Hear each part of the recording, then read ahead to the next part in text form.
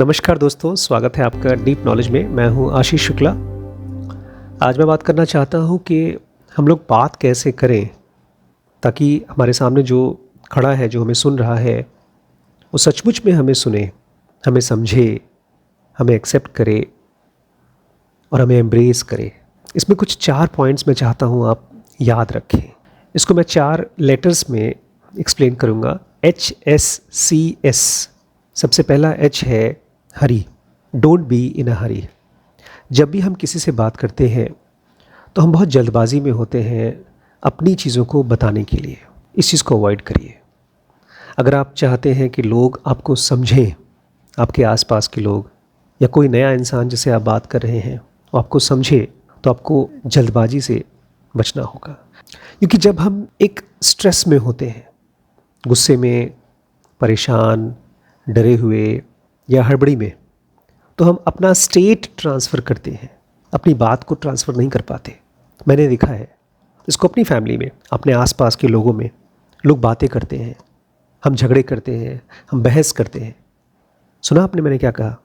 जब लोग बातें करते हैं तो बात होनी चाहिए, लेकिन हम उसको क्या कहते हैं? वो बहस कर रहा है, वो झगड़ा कर रहा है। वो सब जल्दबाजी का रिजल्ट है। सो डोंट बी इन अ हरी। और दूसरा है एस, स्टेट। अब ध्यान से देखिए उस बंदे का स्टेट कैसा है जिसको आप अपनी बात बता रहे हैं। क्या वो लिसनिंग मोड में है या वो भी बोलने की मोड में है, जैसे आप बोलने की मोड में है? मैं तो बोलता ही नहीं हूँ। अगर मेरे सामने कोई ऐसी कंडीशन में है कि वो सुन नहीं पा रहा है तो मैं चुप रहता हूँ। क्योंकि मेरे हिसाब से जो मैं बोलना चाहता हूँ वो इतनी प्रेशियस चीज़ है, वो इतनी कीमती चीज़ है कि वो खो जाएगी। इसलिए मैं उसको बचा के रखता हूँ। मैं वेट करता हूँ राइट टाइम का, राइट स्टेट का। तीसरा है सी, कनेक्ट। अगर मुझे किसी से कोई बात कहनी है, मैं चाहता हूँ मेरी बात वो इंसान समझ जाए, तो उसके लिए मुझे उसके साथ कनेक्ट होना पड़ेगा। इसको मैं फ्रेंडशिप तो नहीं कहूँगा, लेकिन फ्रेंडशिप जैसे ही कोई चीज़ होती है जिसमें सामने वाला आपके साथ ट्रस्ट करना शुरू कर देता है। शुरू में ये बहुत ही छोटा सा होता है, दिए की तरह, लेकिन धीरे धीरे वो बड़ा होते जाता है।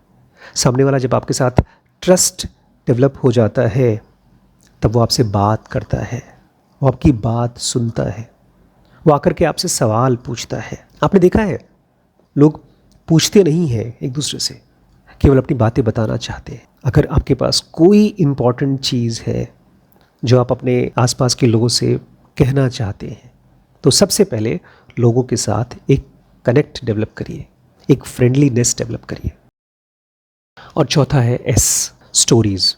जब भी आप अपनी कोई बात कहना चाहते हैं तो एक प्रार्थना की मोड में चले जाइए।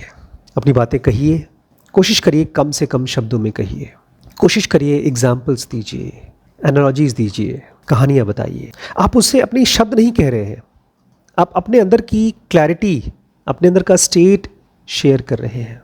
और जब मैं कहता हूँ प्रार्थना की मोड में जाइए, तो ये अपने आप को पहले से बता दीजिए कि हो सकता है सामने वाला मुझे अभी समझे या बाद में समझे। उसको फ्रीडम दीजिए, उसको एक मौका दीजिए कि जब भी वो काम स्टेट में होगा तब वो मुझे समझ पाएगा।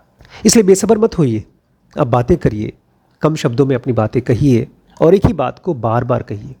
इसलिए गौतम बुद्ध जब भी स्पीच दिया करते थे, अपनी बातें कहा करते थे, तो उसको 2-2, 3-3 बार रिपीट किया करते थे। हमारा माइंड बहुत फ्लिकरिंग है, हमारा अवेयरनेस बहुत कम है। जो भी हमको दिया जाता है वो खट से उड़ जाता है, इसलिए बार बार कहना होगा। देखा है बच्चों को कितनी बार एक ही चीज़ रटाना पड़ता है, तो हम कैसे उम्मीद कर सकते हैं कि हमने कुछ कहा और सामने वाला उसको समझ जाएगा, उसको याद रह जाएगी बातें। इसलिए आप कहिए, लेकिन ये उसके पास छोड़ दीजिए कि वो कब और कैसे समझेगा, ये उसकी फ्रीडम है। लेकिन आप कहानियाँ कहिए, स्टोरीज़ के फॉर्म में अपनी बातें कहिए।